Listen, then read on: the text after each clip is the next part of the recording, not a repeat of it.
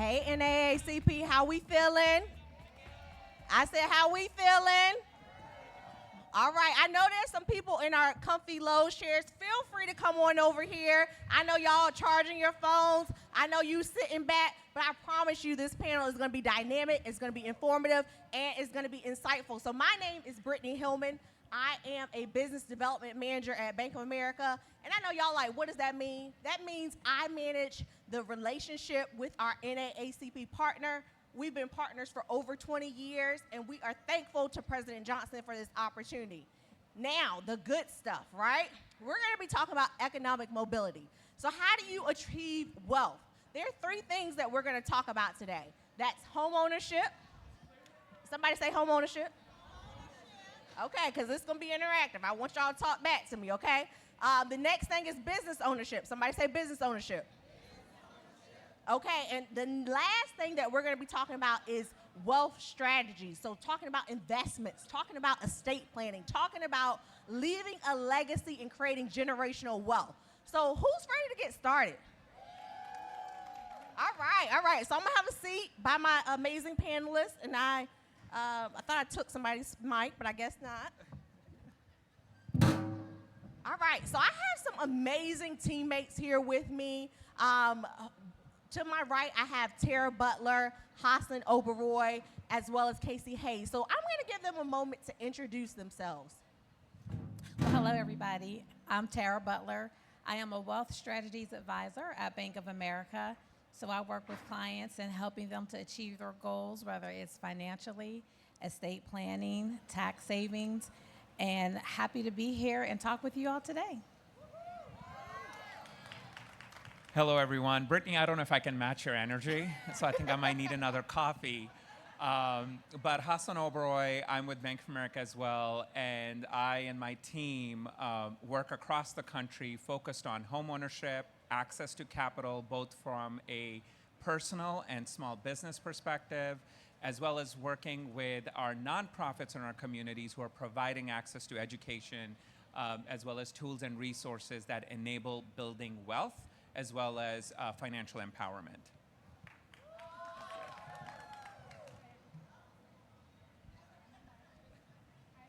You hear me? Perfect. My name is Kasey Hayes. I am with business banking. I've been with the bank for 17 years. I work with business owners in inclusive segments, focused on that, from 1 million to 20 million in revenue size. Love helping the community, helping business owners fulfill their financial goals and their dreams and seeing that come to life. Thank y'all. So I love the energy out here. So we're going to dive right into the questions in our discussion here because it's really interactive, right? So we want to hear from you. We want to hear the yeses, the nos, the shake your heads. So I'm going to be looking and I'm going to be watching. I want to share, I bought my first home about 5 years ago. Shout out to all the homeowners. Shout out to the potential homeowners. And so one of the biggest things that I was scared about was having enough funds for that down payment and that closing cost. So Hasan, can you please share with us what are some of the affordable and innovative solutions that Bank of America offers for first-time homeowners, for those who've owned a home before and looking to get that second home, or they haven't owned a home in a while? Great question, Brittany. So first of all, congratulations on your first home. I think, first of all, before I even get into the things that are out there for potential homeowners, is overcoming this personal obstacle. People sometimes don't realize that the access to be able to be a homeowner is actually very achievable. People shy away because you have heard just normal things such as, oh, you need 20% down, or you need excellent credit, or some other myths out there that could be barriers to home ownership. Usually it's credit, it's a down payment, and then it's also affordability, given the fact that if you look across different markets in the US, affordability has become an issue. But there are so many different things out there that help overcome that. So first of all, you don't need 20%. There could be different programs that you qualify for where you may need 3% or, quite frankly, sometimes nothing down. There are different products out there that qualify you for a mortgage if you don't have traditional credit, where they can take a look at things such as your rental payment history, how you pay your cell phone bills. There are those options, so you should talk to your lender. It's not just about Bank of America. Talk to different lenders to see what options are available. From a Bank of America perspective, we have a community homeownership commitment that we put in place in 2019, and that was our commitment to go out to the community and say, hey, we're going to go ahead and invest in making sure that you have access. So what does that entail? We have 2 separate grants. So Brittany, you kind of mentioned one. So one of them is the America's Home Grant that gives you up to $7,500 towards closing costs. Now, what that can do in this environment where rates are high, you can actually buy down your rate based on the money that the bank is giving you. The other one is a down payment grant, which is up to $10,000 or 3% of the property value, whichever is less. You can get that towards your down payment, along with an affordable loan solution where you can do 3% down versus 20% down to get access. The other piece sometimes people don't think about is like if that is, if monthly payments could be an issue. You can have multiple borrowers tied where it could be part of, like, so I'll share my personal story. When we bought our first house, and I mean my family, my mom and I joined our income because her income alone was not enough, my income alone was not enough to buy a house. So we pulled our money together and we applied together.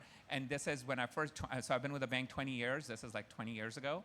I was new to the bank, but I didn't know. It was after I started working for the bank, and I'm like, Mom, we're wasting money renting. This is open, but I wouldn't have known. So there are those solutions. Couple other things I'll quickly add. We have a down payment center on our website that actually catalogs a lot of third-party programs. What I mean by that is there's state, county programs. There are other institutions that offer down payment closing costs. Like LA, you can get up to like $300,000 towards your home, free money. There are programs like you have to qualify for, so you can actually access that, see where you're buying, what are some of those programs that are available. And lastly, we have a real estate center, so Bank of America Real Estate Center, where you can actually pull up properties. It's like a Zillow or Redfin. You pull up the properties and it will tell you which one of our grants qualify for that particular property and what is the income requirements for that property. So there's a lot of stuff out there, Brittany, that can help. But also, I don't want to just focus on the first-time home buyer or people who are just entering, but this is also part of wealth building. So this could be your second home, your vacation home, your investment home, a multifamily that you rent out. You need to think about that full spectrum when you're thinking about home ownership. So Hasan, sounds like to me there's a lot of free money out there that I don't think we as a community take advantage of. So it is about knowledge is power, sharing these resources. I know you have some friends or family who are not here, but being able to pass this knowledge on. So now we're going to move on to business ownership. Any entrepreneurs or small business owners in the audience? Ooh, I see a lot of hands. Hey, y'all. Hey, y'all. Hey, y'all. So I grew up with a grandmother who owned a daycare for all of my life. So I've been around an entrepreneur since I was born. Now, Kasey, I want to come to you because I want to understand all of these amazing entrepreneurs and small businesses in the audience. How do they either start or how do they continue to grow their businesses? What resources and products are available? Oh, that's a great question, and congratulations to all the entrepreneurs that's in the audience. Being a business owner is not easy. Being an entrepreneur is not easy. Being a boss is not easy. But the resources are there. I am actually a product of of my parents. I watched my dad, a printer, have a storefront in High Point, North Carolina. And he didn't want to hire anybody. He just he put us to work. So I knew how hard it was to manage a business and to keep it thriving and to keep it going. But then when I started working at Bank of America and working for business banking and seeing the resources that we have for entrepreneurs, such as having access to capital, those resources that Hasan mentioned, also having access to people who are in the community called CDFIs, Community Development Financial Institutions. Just because you receive sometimes you may receive a no or say, you can't get this or you can't get that. Well, Bank of America, we do have resources where we do help our business owners get access to capital for those startups. And one thing I love, absolutely love, is to see a business scale and grow, starting from a dream and getting access to those resources and scaling up. So I would say the one thing that is like just rewarding to me is those resources with the CDFIs and the connections there. And Kasey, I want to highlight something that you just said because we see that with our clients all the time. If you get a no from your financial institution on your business credit application, right? It's a line of credit or something that you're applying for. Those CDFIs might provide you more access. And what you just mentioned, you actually help your clients get connected with those CDFIs where they can get those. And usually those are at better terms, lower rates, a better flexibility around that as well. And outside of that, I know you were sharing this with me earlier, we have resources like Cornell, so the Cornell University, where you can get free certifications or seminars. So the bank pays for it. We have a partnership with it. There's an accelerator program. If you want to talk about some of those programs real quick. Yeah, there are, and I might not, yes, there are accelerator programs as well. Again, you'll be surprised some of the resources that we have for entrepreneurs. We want to see our communities win. Without community, without business, we don't have the workforce, all of that. So it makes sense to help build our presence or help our business owners with that access to capital and getting the resources they need. And even if it's just knowing and utilizing, we have what's called Better Money Habits. If you go out and Google Better Money Habits right now, you'll pull that up. That's a financial literacy curriculum that we have through the bank that helps business from whatever topic you can even think of, is resources there. And that's what I love about the bank. And I've used it myself, so personally. So we do have the resources to help our business owners thrive. We want to see you grow. We want to see more yeses. We want to see you out in the community because without you all, there is no community. Thanks, Tara. Thanks, Hasan. So entrepreneurs and business owners, what I heard is a delay is not a denial, right? So just because that financial institution told you no on the line of credit or no on the specific business product, there are other available resources such as that CDFI, those community partners who are working with startups, who are working with entrepreneurs at every stage of their business. So Tara, I'm going to come over to you. And we talked about home ownership, we talked about business ownership, and trust me, I have a lot of great more information to talk about. But what are ways to build wealth? Because I know we have some homeowners here, we have some business owners, but what's the next step? What's the next step to create that generational wealth? Right, so one of my favorite quotes is that a goal without a plan is just a wish. So the first thing you have to do is you got to have a plan. So if you want to buy a home, what's the plan? If you want to run your own business, what's the plan? So part of it is when I'm working with clients, regardless of their net worth, is to say, well, let's write it out. I'm all about writing it out. Let's run the numbers. And one of the best ways to do that is a budget. Everybody hates that word. But that's what allows you to see, well, what can I afford? How can I do that? What is my income coming in versus my expenses going out? And if my goal is to own a home, I need to maybe start saving. So how do I do that? Part of it may be minimizing your expenses, but if you don't have a budget, you won't know what that is. There are a lot of tools that are available to be able to track that. For myself, even on the Bank of America app, I can see where all my money went. And I tell people all the time, too much of my money goes to Chick-fil-A. I can see where my money is going and where I need to pull it back from. So I can sit there and say, well, if my goal is I want to save, well, maybe that means eating at home a little bit more. Maybe that means I can't go buy that pair of shoes even if they are on sale. I can't go get that new electronic because there's nothing wrong with the one that I have. I don't have to have the latest and the greatest. And so there is some discipline around that. And so I'll also will say to people, well, there's a very easy way to get into investing. And part of that is through retirement planning. So for those of you who are working for an employer, are you taking advantage of your 401k or your 403b? More than likely, your company's making a match, another source of free money. If you invest in yourself, your company's saying, well, I'm going to invest in you too. For those of you who are business owners, are you saving? Are you having an IRA or a SEP IRA or a solo 401k? Not only are you saving for your future, but you're also reducing your taxes now. So I'm all about paying less in taxes and having more, later through investments. And then I would lastly say is you can also work with a financial advisor. People would never try to diagnose themselves if there was something wrong with their physical health. So you wouldn't want to try to figure out your own financial health without talking to a professional. And so you can sit down, you can tell them what your goals are, and they can help you come up with that plan. So that first they can say, well, let's make sure you're saving for retirement. Once that's covered, okay, well, now let's look at maybe opening up an investment account. But let's see how much we can put in there. Maybe your goal is I'm going to put $100 in my investment account each year. There's a thing called compounding. It is beautiful.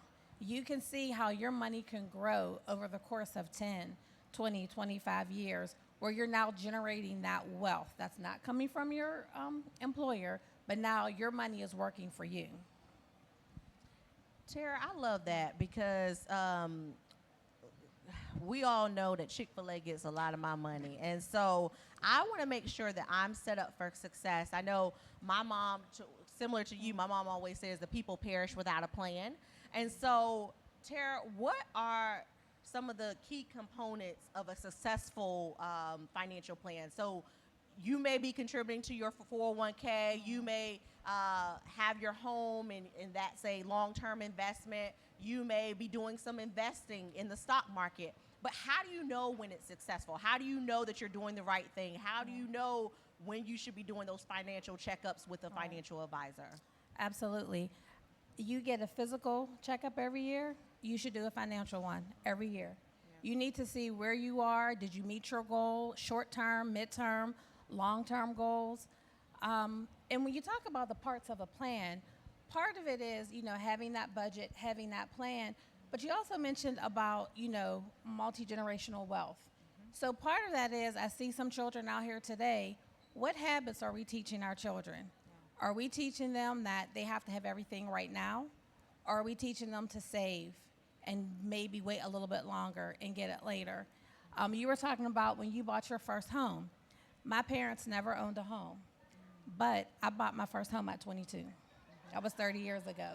And that was something that my parents instilled into me, and they said, we don't want you to be where we are, so you're going to start off owning. I stayed home until I bought a home. And so is that something that you're teaching your children? Are you teaching your children, first of all, when they get that first paycheck, who's FICA and why are they taking all of my money? You pay yourself first. Well, how do you do that? Again, a lesson that my parents taught me was they didn't understand about saving for retirement until they were retired. And so part of it was, okay, invest in that 401k. Invest in whatever that retirement plan is. So it's really about starting that habit of saving, that financial education. And again, another tool that's available, as was mentioned, is Better Money Habits. Yeah. It's for all ages, from children all the way up to adults. Whether you're starting the workforce, halfway there, looking at retirement. Again, you want to make sure that you are maintaining and developing those habits that are going to help you to establish that wealth. But then you also have to think about, well, how do I protect it once I have it, and how do I pass that on? Most people, when it comes to estate planning, think, I have a life insurance, so I'm set. My family is good. And I go, that is not enough. That is only a very small piece. Unfortunately, an accident can happen tomorrow. And so what happens to your children, to your family, to your wealth? So part of that is, do you have a will? Do you have named guardians? Do they know they're going to be the guardians of your children? Are the people who maybe take care of your children the best people to take care of the money? So maybe you have two different people. She's hitting on something. That's good. That's good. I'm gonna, yeah. Because they love your children, but they probably can't balance a nickel to save their lives. So you want to, it's okay to have different people for different reasons. If you want to make sure that that money lasts, maybe you look at creating a trust for them. How many of you all have children that are in college? Do you have a health care power of attorney for your child? Because if not, they're over 18, they're an adult. So if something happens to them, the hospitals can't tell you what's going on with them without the health care power of attorney. Those are types of things that parents need to think about for themselves and for their children. For a financial, or what we call a durable power of attorney, let's say you're in an accident and you're not able to pay the bills. The family is at home. Who has access to be able to continue to pay the mortgage, the rent, the light, the food, until you're able to come home? You want to designate somebody to be able to do that during your life. And then again, designate somebody who's going to take care of all of this at your death. So you want to make sure you have a plan, you want to have a budget, you want to have an estate plan, and then also the last thing I would say is an insurance plan. How many people here think that having an umbrella policy is a good thing or an expensive thing?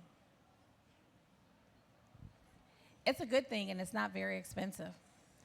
It's a way of protecting your assets. Say the name of that policy again? It's called an umbrella policy. So you'll have homeowners or renters.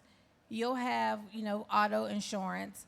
But then if something were to happen outside of all of that, you have what's called an umbrella policy. And basically think of it, it just covers everything.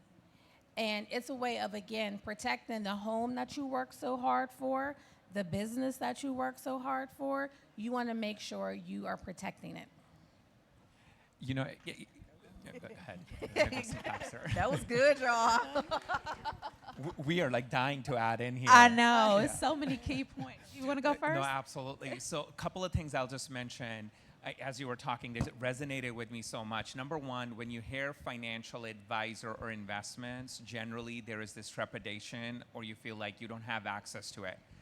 I didn't realize that my mother and myself had access to it, and you didn't need $1 million. My first year with the bank, I saved about $250 and some change. That is all I saved. And I put that in an IRA. My first IRA deposit was $250.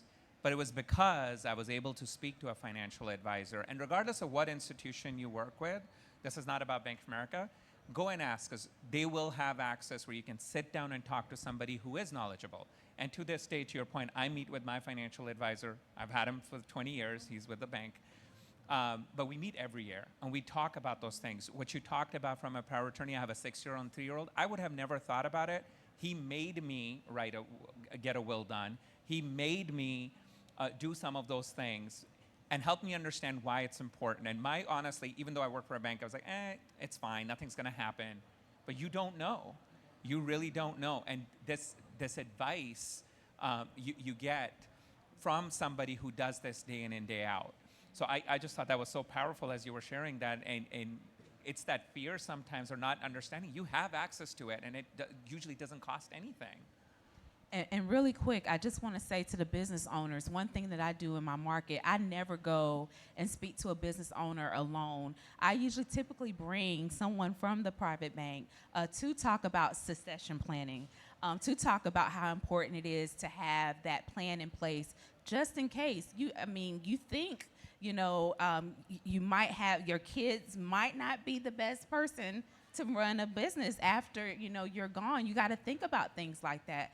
And also another key point that you hit on so many good bullets, but our community need to do better at utilizing resources to understand how to read your financial statements and how to know about like the different things that you see. Having a good tax person or a CPA, you know, I'm just thinking of all the things that will help you with your business, that will help you grow, that will help you thrive. And those resources that Tara mentioned are definitely key to helping your business grow. Ooh, I don't know about y'all, but I am getting full, and I work at the bank, but I'm still learning, right? So that's the beauty of always learning, always growing, because you continue to get many, many resources. So we are at the NAACP National Convention, and we understand that community engagement and partnerships enhance wealth building. So what examples can you share from your work that demonstrate this partnership? Sure, I'll take it. I think number one would be what you've talked about, Brittany, is take a friend along and talk about. We need to normalize talking about finances, especially in families. I see this, and I know we've talked about this internally. Parents don't talk to their kids don't talk to their parents about money. They don't talk sometimes about the hardship that they go through and the decision that they're making and choosing certain, you know, those financial milestones and why they made that decision. We got to talk about that. Even with higher education, we need to talk about what the potential outcome is. Look, the technology landscape is changing. Artificial intelligence is changing. What the workplace will look like, quite frankly, it's not even a 5-year thing. It's a 2 to 3 year thing. So those conversations are going to impact income. They're going to impact households. So that's one thing. The second thing from a partnership and strategic standpoint is finding mentors and sponsors. I think that's the beauty of NAACP, is that you can find other people who have walked that journey that you're about to begin with, and they can give you advice. They can tell you about where they had a misstep or had an obstacle. What did they do? Build those connections. Even the resources that you mentioned, we have access, like, you know, we have angel investors, entrepreneur directories. There's all these other things that are out there that you can access so that it's not you learning by yourself, doing by yourself, but you can rely on people who have actually lived those experiences and kind of move forward. I totally agree. And I think one of the things that I can state that how we can build wealth in our communities and drive economic stability is starting early. I love the fact that we go into the schools, school systems, and we teach the little kids what is a checking account, what is a savings account, and have them the hands-on training with the kids in the school system. Building wealth starts early. Educating the kids, educating early will help build and drive that wealth. And again, it's not something, I don't remember my parents, even though we were business owners, or small business owners, not even major business owners, I don't even remember sitting around the table having a discussion about certain things. So starting early with that, I think is key. Yeah, I would agree. Again, I'm going to bring up Better Money Habits. It's a program that I love. That is not my day-to-day job, but it's one of my favorite things to do. I just had the privilege last week of going to a program for STEM students. And so they were rising junior and seniors in high school. And we had the best discussion. And they were asking me about investment questions. I wasn't ready. I was so impressed by what they knew. They hear what's on the news. They hear about the stock market. And I think sometimes what happens is that if the parents don't know, they don't ask the parents, so they don't say anything. So it was an open forum for them to be able to talk about it and already saying, okay, well, I'm 18. What do I need to do to open up an investment account? And I'm like, great, here's what you're going to do. And I gave them my contact information, and I said, whenever you all have a question, call me. And they actually called me on Monday. And I thought it was great. They're like, I want to ask a couple more questions. So it feels good to see that impact. And again, starting early, that's the key. And I feel that it's great that, again, not my daily job, but one of my favorite things to do. So before I close this amazing panel, just want to do a little rapid fire with Tara, Hasan, and Kasey. all of these amazing people here today, what's the takeaway? What's the call to action? I don't believe in having a panel discussion without a call to action. What do they do leaving from here to support wealth building in their communities? I'll start off by saying go to one of our financial centers and ask to talk to a Merrill advisor. They will help you with everything that I just talked about. Thank you. I second that wholeheartedly. One other piece I'll just add, Brittany, I forgot to mention this, is social media. And there's a lot of financial influencers out there. I've seen a lot of people make some terrible decisions based on advice that was not sound, especially if you've got kids who are following those. My advice, to your point, is when they go talk to an advisor, go ask. There might be some good advice out there, but ask somebody who actually does that for a living and can tell you whether or not it makes sense for your current situation. Because there's so many times people will make the wrong decision and it actually ends up impacting them long-term financially. So I kind of had to mention that. But from a takeaway standpoint, outside of financial advisor, is go and have a very honest conversation with yourself about your financial situation. You might be a homeowner, you might be a business owner, you still may have more opportunity to take a look at how do you develop that next set of generational wealth. Or you might just be starting. Saving that first dollar may seem daunting. Even if it's like $100 that you mentioned earlier that you save for the year, that $100 will compound and that will grow. Don't be discouraged. It literally starts with $1 and it moves on. And if you've already started building wealth, your goal should be, how do I increase it twofold, threefold, fivefold, tenfold, and leverage the resources? I love it. I would say for me, the takeaway is be fearless. Do not allow, if you have a goal to own a business, the resources are there with Bank of America. You can go into a financial center. Someone can direct you. You can come find me. I'll be over here. I can direct you. Even if you're not in my area, I'll find someone that can assist. But be fearless. Don't go for your goals. Go for your dreams. In Bank of America, we have the resources, the tools to help you jumpstart or even scale your business to where it needs to be. Thank you all. So just want to let you all know, we do have a Bank of America booth. It's right beside the City of Charlotte booth. Feel free to come and talk to us. We have some home loan experts. We have some business banking teammates. But most importantly, we have our Seneca Marketplace. So Seneca Marketplace was launched in 2022.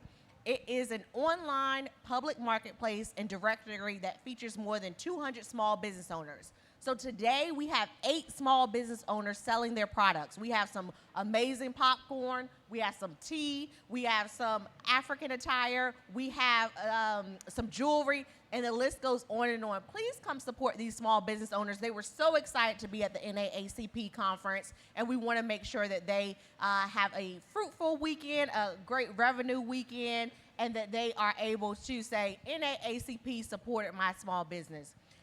We will be at the booth. If you have any questions for us, feel free to come join us. But thank you all so much for listening. Thank you for being engaging, and thank you to NAACP.